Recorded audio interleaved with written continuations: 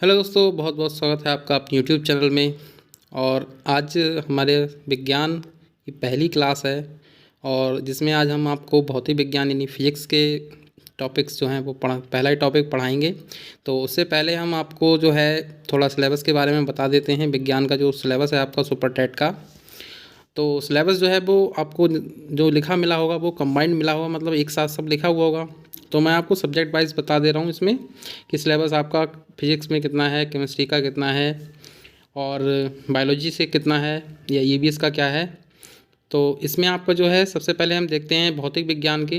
तो इसका जो पहला टॉपिक आप देख रहे हैं दैनिक जीवन में विज्ञान, तो ये आप ऐसा मान सकते हैं कि ये कंबाइंड टॉपिक मतलब तीनों के लिए है वैसे तो ये, लेकिन इसमें ज़्यादातर चीज़ें फिजिक्स से रिलेटेड हैं तो इसको हमने फिजिक्स में ही रख दिया है। वैसे ये तीनों का कॉमन टॉपिक ही कह सकते हैं। और इसके बाद जो आपका मेन टॉपिक आता है, इसके बाद गति यानी मोशन, बल फोर्स, ऊर्जा एनर्जी, दूरी यानी डिस्टेंस और प्रकाश यानी कि लाइट और ध्वनि यानी साउंड जो आपका, ये आपके जो है मेन फिजिक्स के टॉपिक हैं। इसके बाद केमिस्ट्री को अगर हम देखते हैं तो केमिस्ट्री में आपके तीन मेन टॉपिक हैं सुपर टेट के सिलेबस के अकॉर्डिंग। पदार्थ एवं पदार्थ की अवस्थाएं, ये पहला है। मैटर यानी मैटर, स्टेट ऑफ मैटर, ठीक है। और अम्ल, क्षार, लवण, एसिड, बेस और साल्ट।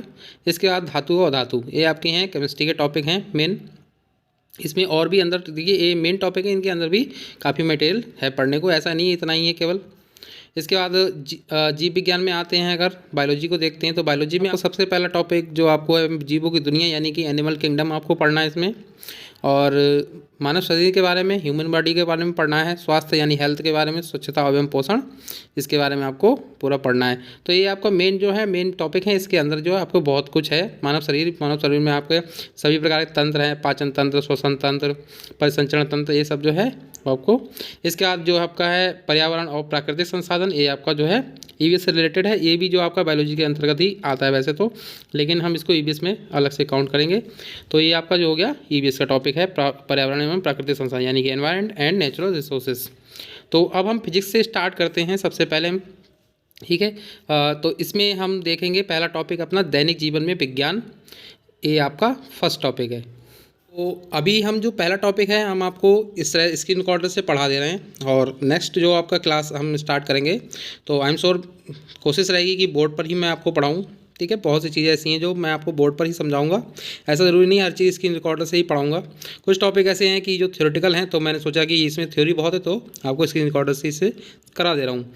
तो पहला टॉपिक जैसे देख रहे हैं आप, दैनिक जीवन में विज्ञान एवं प्रौद्योगिकी, ठीक है। तो अब इसमें आप बात करते हैं विज्ञान की। तो विज्ञान का मीनिंग क्या होता है? तो विज्ञान का मीनिंग बहुत है, सिंपल है। अगर विज्ञान को अलग करेंगे तो बी प्लस ज्ञान लिखेंगे, यानी कि संधि विच्छेद अगर इसका करेंगे तो इसका मतलब बी मतलब होगा विशेष, ठीक है, और ज्ञान तो होता ही ज्ञान, ठीक है, या नॉलेज के इंग्लिश में बोलेंगे नॉलेज। तो अगर हम इसका जनरल मीनिंग की बात करें तो सुव्यवस्थित ज्ञान को हम विज्ञान कहते हैं। अब विज्ञान शब्द बना कैसे करके है? तो विज्ञान को इंग्लिश में बोलते हैं साइंस। क्या बोलते हैं? साइंस कहते हैं इंग्लिश में, यही तो स्पेलिंग होती है इसकी। तो साइंस शब्द जो है वो लैटिन भाषा के साइंटिया से बना है। किससे बना? साइंटिया शब्द से बना है, जिसका मतलब होता है टू नो, यानी कि जानना, किसी चीज़ के बारे में जानना, ठीक है। तो विज्ञान और साइंस दोनों का जो है दिखाया, दोनों शब्दों का मूल रूप जो है, मूल भाव एक ही है, वास्तविक ज्ञान यानी कि रियल नॉलेज, ठीक है। तो किसी के बारे में जानना या किसी की वास्तविक नॉलेज यानी कि वास्तविक ज्ञान लेना विज्ञान है। विज्ञान की कुछ प्रमुख शाखाएं होती हैं, ब्रांचेस होती हैं कुछ विज्ञान की, प्रमुख बात करेंगे मतलब मेन। अब इसमें क्या है, जैसे आपको वर्ड आ जाएगा कोई, अब पूछेगा कि ये किससे रिलेटेड है साइंस में। अब जैसे यहाँ पे हम देखते हैं नंबर 1, देखिए ज़्यादा डिटेल में बहुत नहीं बात करेंगे, सीधे हम आपको नाम से मतलब बताएंगे इसमें, क्योंकि फर्स्ट मोड पे देख रहे होंगे वीडियो अधिकतर लोग। तो इसमें एग्रोस्टोलॉजी जैसे आपको वर्ड आ जाएगा तो आप पूछेगा किस तरह के, क्या है इसका मीन्स, क्या है, एक किस तरह का विज्ञान की कौन सी शाखा के अंतर्गत आता है। तो एग्रोस्टोलॉजी जो है इसमें घास यानी कि ग्रास का अध्ययन किया जाता है। इसके बाद आता है कायिकी या शारीरिकी। कायिकी मतलब होता है काया मतलब शरीर, ठीक है, यानी एनाटॉमी, ठीक है, एनाटॉमी। इसमें जीव धारु यानी जंतु और एवं पौधों की आंतरिक संरचना का अध्ययन किया जाता है, इसमें एनाटॉमी ऐसा वर्ड आएगा, एनाटॉमी, ठीक है। इंग्लिश के वर्ड से ही ज़्यादातर आता है एनाटॉमी। इसके बाद है एपीकल्चर। एपीकल्चर किसे कहते हैं? तो मधुमक्खी पालन जो होता है वो एपीकल्चर कहलाता है। फिर इसके बाद आ गया पुरातत्व विज्ञान। ये तो हिंदी वाला तो आप समझ जाएंगे, जैसे वर्ड इंग्लिश का है, अगर यही लिख के आ जाए आर्कियोलॉजी लिख के आ जाए आपको तो आर्कियोलॉजी से थोड़ा कंफ्यूज होंगे, पुरातत्व विज्ञान से तो सीधे मीनिंग निकाल लोगे। अब आर्कियोलॉजी का मतलब लिखा है इस विज्ञान की इस शाखा में क्या होता है, ये प्राचीन जो भी चीज़ें खोजी जाती हैं उनसे संबंधित जो होता है प्राचीन अभिलेखों का अध्ययन या इस शाखा के अंदर करते हैं। इसके बाद आता है आदि चीज़ों का इस शाखा के अंतर्गत जो होता है प्राचीन ऐतिहासिक स्मारकों आदि का इसमें अध्ययन करते हैं हम। इसके बाद 5 नंबर पे आपका आता है एस्ट्रोनॉटिक्स, ठीक है, अंतरिक्ष यानिकी एस्ट्रोनॉटिक्स। तो इसमें क्या होता है, अंतरिक्ष यात्रा से संबंधित जो चीज़ों का अध्ययन स्टडी की जाती है। नंबर 6 पे है एग्रोनॉमी। तो एग्रोनॉमी क्या होती है, विज्ञान की इस शाखा के अंदर हम खाद्यान्न उत्पादन में वृद्धि संबंधी प्रौद्योगिकी और विकास यानी एग्रीकल्चर टेक्नोलॉजी और डेवलपमेंट का बात करते हैं, किसमें, एग्रोनॉमी में, ठीक है। जहाँ एग्रो वर्ड आएगा तो ऐसे समझिए कि अनाज इत्यादि से संबंधित चीज़ होगी, ठीक है। तो इसके बाद आता है एल्केमी। एल्केमी जो है इसके अंतर्गत जो है प्राचीन काल में जो साइंटिस्ट थे वो अमृत बनाने की खोज करते थे, तो इसका जो यूज़ है वो उन्हीं लोगों के लिए किया जाता है। एल्केमी जो है केमिस्ट लोगों के लिए करते हैं, ठीक है, ऐसा समझ लीजिए केमिस्ट लोगों के लिए इसका जो यूज़ या केमिस्ट्री की अध्ययन जो है उसके संबंधित है। इसके बाद 8 नंबर आपका आता है एंथ्रोपोलॉजी यानी कि मानव विज्ञान। इसके अंतर्गत हम मानव के इतिहास, विकास और सामाजिक परंपराओं आदि संबंधी जानकारी का अध्ययन करते हैं। इसके बाद आता है आर्बिकल्चर। आर्बिकल्चर जो होता है वो वृक्षों और सब्जियों को उगाने संबंधित प्रक्रियाओं, प्रोसेस आदि का स्टडी इसमें करते हैं। खगोल विज्ञान ये है एस्ट्रोनॉमी। एस्ट्रोनॉमी इसके अंतर्गत पृथ्वी पे जो वायुमंडल है, वायुमंडल से आगे जो भी खगोल पूरी दुनिया है कह सकते हैं, स्पेस के बारे में हम इसमें स्टडी करते हैं। इसके बाद आता है खगोल भौतिकी, ठीक है, एक खगोल विज्ञान था एस्ट्रोनॉमी, ये है खगोल भौतिकी, ठीक है, एस्ट्रोफिजिक्स, ठीक है, भौतिकी होगा यानी कि फिजिक्स। तो इसमें क्या ये एक तरह से फिजिक्स की ही एक शाखा है, ठीक है, यानी कि भौतिक विज्ञान की ही एक शाखा है जिसके अंतर्गत जो है खगोलीय पिंडों और स्पेस की जो है भौतिक प्रोसेस और एनर्जी वगैरह की जो चेंज होता है उसके बारे में हम करते हैं, ठीक है। तो जो एस्ट्रो वर्ड जहाँ पर आएगा वहाँ पर आप समझिए कि ये स्पेस से रिलेटेड बात हो रही है।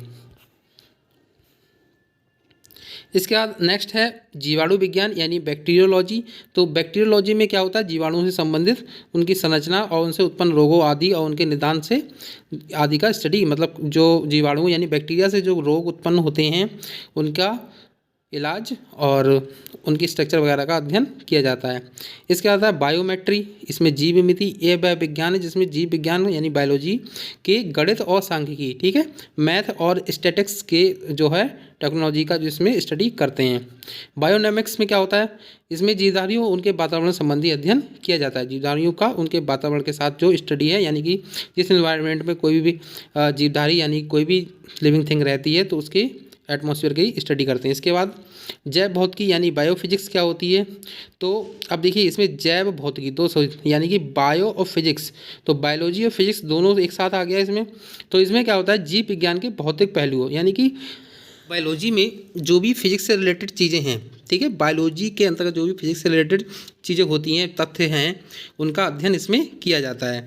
वनस्पति विज्ञान यानी बॉटनी, ये तो अधिकतर लोगों को पता ही होगा बॉटनी के आपने, इसमें पेड़ पौधों से संबंधित जो है स्टडी की जाती है। जैव रासायनिकी, अब देखिए बायोफिजिक्स भी था, अब बायोकेमिस्ट्री आ गया। जैव रासायनिकी जो यानी बायोकेमिस्ट्री, इसमें क्या होता है, इसमें हम जीव विज्ञान के रासायनिक जो एक्सपेक्ट्स होते हैं यानी कि रासायनिक जो एक्सपेक्ट्स यानी कि कह सकते हैं तथ्य होते हैं उनका अध्ययन किया जाता है। फिर आगे बढ़ते हैं जैव तंत्र की बायोनिक्स। इसमें इस शाखा के अंतर्गत हम जंतुओं के तंत्र का अध्ययन करते हैं।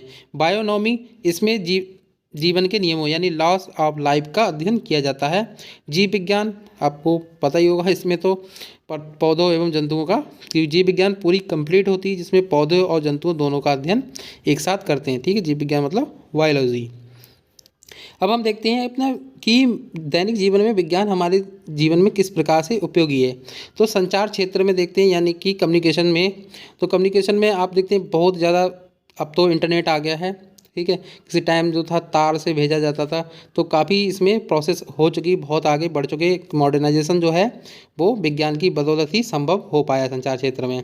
यातायात क्षेत्र में अब तो हम क्या इंसान चांद तक आसान से जा सकता है, मंगल तक पहुंचने की तैयारी कर रहे हैं, ठीक है। मतलब वैसे तो ऐसे क्राफ्ट पहुंच चुके हैं, लेकिन इंसान भी अब जो है मंगल पे जाने की तैयारी कर रहा है। तो ये तो हमारे सबसे बढ़िया जो है एग्जाम्पल है, ठीक है, यातायात क्षेत्र में कह सकते हैं। और अब तो काफ़ी कुछ हो गया है पहले से, मतलब ये सिर्फ क्या है, विज्ञान की देन है। चिकित्सा क्षेत्र में तो बहुत ही अभूतपूर्व, अब तो कैंसर और हार्ट जैसे बहुत सी टीबी आदि जो जिनका कोई इलाज ही संभव नहीं था, ऐसी बीमारियों का इलाज भी संभव हो पाया है, वो विज्ञान की वजह से ही हुआ है। शिक्षा क्षेत्र में अब तो आप देख रहे हैं ऑनलाइन एजुकेशन जो है या प्रोजेक्टर से स्मार्ट क्लासेस जो है वो सिर्फ साइंस और टेक्नोलॉजी की बदौलत संभव हो पाया है। इसके बाद कृषि क्षेत्र में नए नए उर्वरक और कीटनाशक आदि का आविष्कार हो गया, बन गए हैं और खोज भी कर ली गई, और नए नए कृषि यंत्रों को बना लिया गया है, आधुनिक बीज तैयार कर लिया गया है।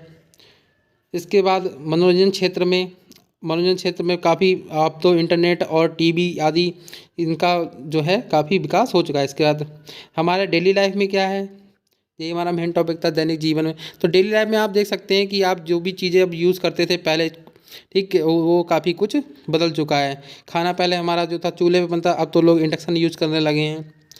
और ये सब जो है सिर्फ साइंस की बदौलत ही संभव हो पाया है। हमारे डेली की लाइफ स्टाइल काफ़ी चेंज हो चुकी है पहले से, अब ये सिर्फ साइंस और टेक्नोलॉजी की बदौलत हो पाया है। उद्योग क्षेत्रों में बड़ी बड़ी जो मॉडर्न मशीनें आ गई हैं, अब तो रोबोट्स भी काम करने लगे हैं, तो ये भी जो है सिर्फ साइंस की बदौलत हो पाया है।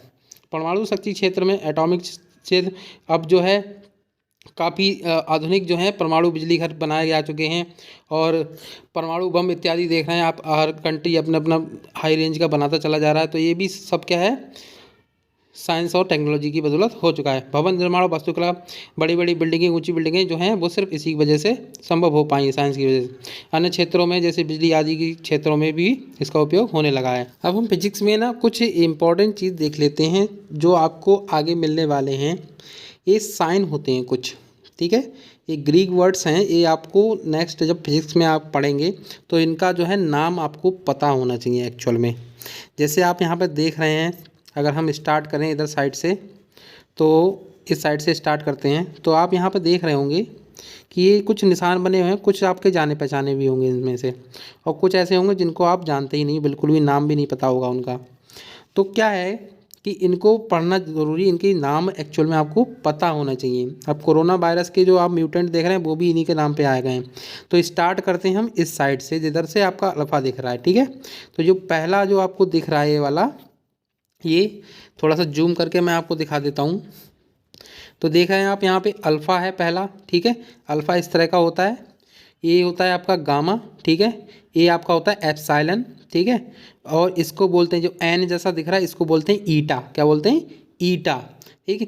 अधिकतर आपको मिलेंगे, अब जैसे ये वाला है आयोटा, ठीक, ये आपको बहुत कम मिलेगा, ये नहीं मिलेगा, जिसमें बाई चांस कभी मिल सकता है, लेकिन बहुत कम। अब ये लैम्डा जो है, लैम्डा बहुत यूज़ होता है, एक एप्सिलॉन और एक लैम्डा, ये आपको बहुत ज़्यादा। फिर आता है ये रो, ठीक है, रो, ये पी जैसा दिख रहा है, ये घन, ये होता है रो। ये है ज़ीरो को ऐसे कट कर दिया, इसको बोलते हैं फाई। क्या बोलते हैं? फाई। और ये जो बी जैसा दिख रहा है इसको बोलते हैं न्यू। क्या बोलते हैं? न्यू। इसका आप वो E=H न्यू पढ़ेंगे जब फोटान वाला सूत्र, तो उसमें आएगा। ये इसके बाद ओमिक्रॉन, ये ओ जैसा दिख रहा है ओमिक्रॉन। ये आपको ई जैसा थोड़ा तिरछा सा दिख रहा है, ई, ठीक है, इसको बोलते हैं सिग्मा। और ये जो दूसरा वाला, ये इसको बोलते हैं सिग्मा। क्या बोलते हैं? सिग्मा, ठीक है, इसको भी सिग्मा पढ़ते हैं, इसको भी सिग्मा ही पढ़ते हैं। ये एक्स जैसा दिख रहा है थोड़ा सा बड़ा बड़ा सा, इसको काई बोलते हैं। लिखा ची जाता है CHE ची, लेकिन पढ़ते हैं काई, ठीक, क्या पढ़ते हैं? काई। इसके बाद यहाँ पे आप देख रहे होंगे ये बी जैसा दिख रहा है, ये है बीटा। क्या है? बीटा है। और ये जो त्रिभुज और इस तरह का दिख रहा है जी, ये है डेल्टा, इसको पढ़ते हैं डेल्टा। और ये होता है जीटा। क्या होता है? जीटा। ये थीटा, थीटा तो बहुत सुना होगा, और अधिकतर सुना ही होगा, थीटा तो सुना ही होगा नॉर्मल, ठीक है। तो जीरो को 20 से काट दो, बन जाएगा थीटा। अब ये के जैसा दिख रहा है, ये है कप्पा। क्या बोलते हैं? कप्पा, ठीक है। आपने कप्पा वेरिएंट का नाम सुना होगा कोरोना का।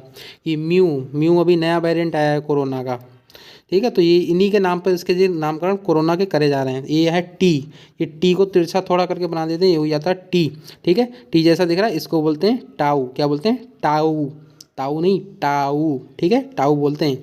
ये त्रिशूल जैसा दिख रहा है, इसको बोलते हैं साई। लिखा PSI जाता है लेकिन पढ़ते हैं साई। क्या बोलते हैं? साई। ठीक है, ये आपको ई जैसा दिख रहा है, इसको बोलते हैं जाई। क्या बोलते हैं? जाई। XI लिखा जाता है लेकिन पढ़ते हैं जाई। ये क्या है? ये पाई। ये भी तो आपका जान पहचाना होगा, पाई, इसे बोलते हैं पाई। और ये होता है यू जैसा, इसको बोलते हैं एप्साइलॉन। क्या बोलते हैं? एप्साइलन। ये बी जैसा था, हमने देखा इधर, ये बी जैसा, इसको बोलते हैं न्यू। और ये यू जैसा थोड़ा सा दिख रहा है, इसको बोलते हैं एप्साइलन।